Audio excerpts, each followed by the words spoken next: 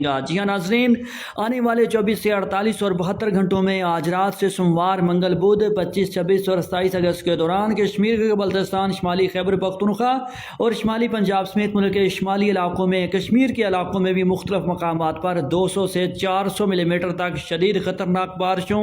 بعض علاقوں میں 400 ملی میٹر سے زیادہ سیلابی بارشوں کے باعث دریائے ستلج، دریائے چناب اور دریائے سندھ میں مزید اور شدید سیلابی صورتحال کا خطرہ ہوگا۔ اسی دوران ان علاقوں میں اربن فلڈنگ، لینڈ سلائڈنگ، ندی نالوں میں طغیانی اور خطرناک موسمی حالات پیدا ہونے کا خطرہ۔ ناظرین، اسی دوران یعنی آنے والے 24 سے 48 اور 72 گھنٹوں کے دوران ہی وسطی اور جنوبی پنجاب کے دیگر علاقوں میں کہیں کہیں، صبح خیبر پختونخوا کے جنوبی اور وسطی علاقوں میں، صبح بلوچستان اور صبح سندھ میں بھی کہیں کہیں گرج چمک اور تیز ہواؤں کے ساتھ مزید مانسون بارشوں کا امکان ہوگا۔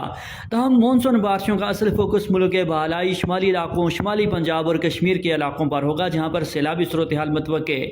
ناظرین، اس مانسون سسٹم کے بعد یعنی 24 سے 48 اور 72 گھنٹوں کے بعد 27، 28، 29، 30 اگست سے لے کر 3 ستمبر کے دوران، جی ہاں ناظرین، اگست کے آخری 3 سے 4 روز کے دوران اور نئے مہینے ستمبر کے پہلے 3 سے 4 روز کے دوران